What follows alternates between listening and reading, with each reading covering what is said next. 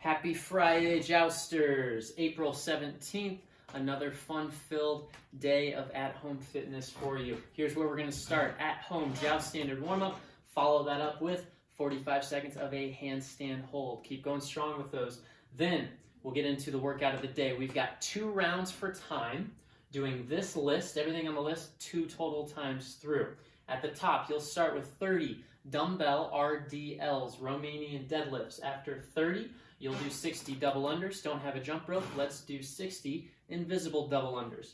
After that, 30 dumbbell hang power snatches. That's going to be 30 total repetitions, 15 each arm. Break those repetitions up however you need. Just make sure you get 30 total, even it out, 15 each arm. Another 60 double unders or invisible double unders, 30 dumbbell back squats. Then finish that round with 60 double unders or invisible double unders. If that's round 1, you'll go back to the top and do it all again.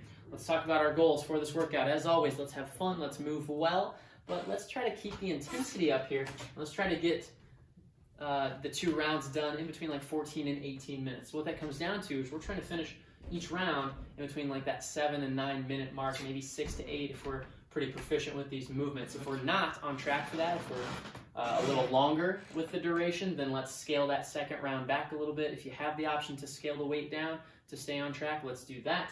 If you feel like you're blowing this out of the water through round 1 and you have the option to up the weight a little bit, let's go ahead and do that. If it's the double unders hanging you up, let's scale those back just a little bit or scale the repetitions down just a little. Should be able to not quite go unbroken on these dumbbell movements, but maybe 1 broken upset. So we're looking at like 20 and 10, maybe 15, 15.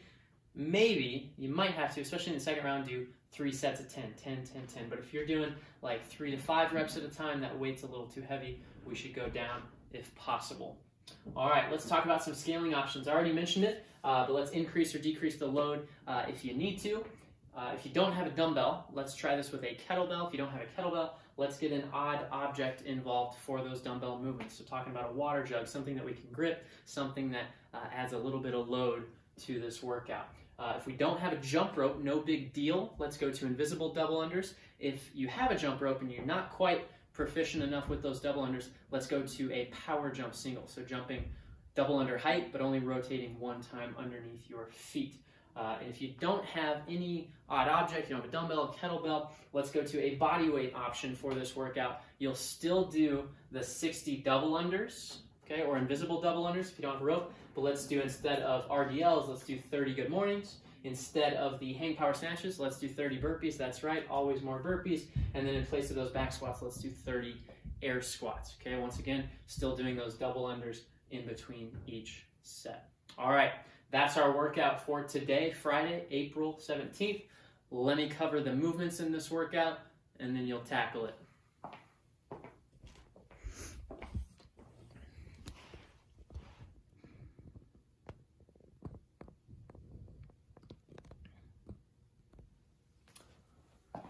All right, let's go ahead and talk about all 3 of the dumbbell movements. The first one, we've got a dumbbell RDL. In my head, we're going to hold the dumbbell on each end cap, feet under the hips, and all we're going to do here is hinge our hips back with a soft bend in the knees and the back nice and flat. When we hit that max tension in the hamstrings, it's going to be somewhere below the knees and between in the middle of the shins. We'll stand back up. Okay, so we're just looking for a nice stretch in the hamstrings, nice little hinge, and then stand tall and squeeze. These are subtle, okay? You're not going to feel much in the first half, but the back half, you will feel the hamstrings.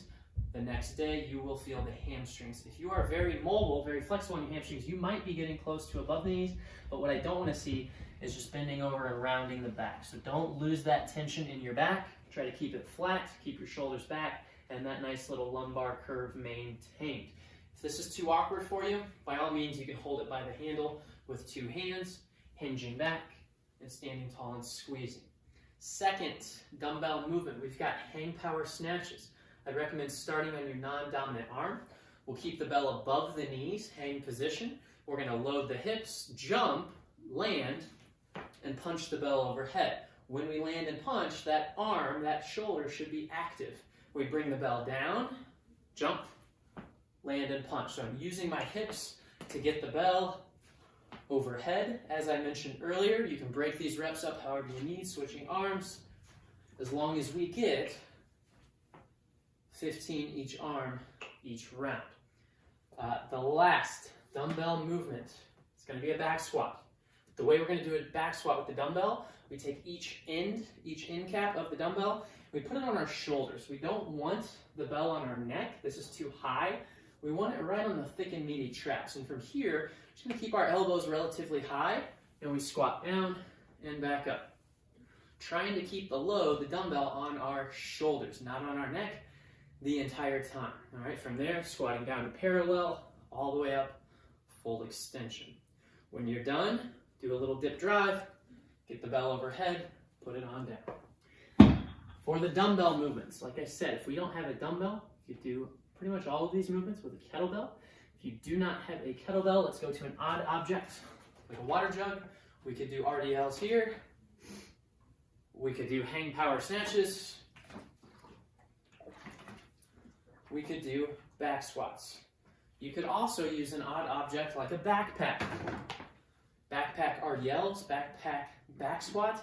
You could even try to do backpack Hang Power Snatches.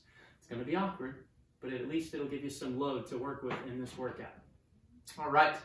In between each of those dumbbell movements, like I said, we've got double unders. For those of you unfamiliar with double unders, the rope will pass underneath your feet 2 times. If we don't have double unders yet, but you still have a rope, let's go power jump, singles. Jumping just as high as a double under, but rotating 1 time. If we don't have a rope, let's go to invisible double unders. We jump into that power jump and add a little thigh tap at the top or a wrist rotation, trying to simulate that double under the best we can. If you're not up for jumping today, that's totally fine. I think something like a dumbbell or kettlebell swing, very lightweight, for probably 40 reps instead of 60 would work well. You could also do some platform jogging, some stair jogging, something to get that heart rate up and to use the hips a little bit.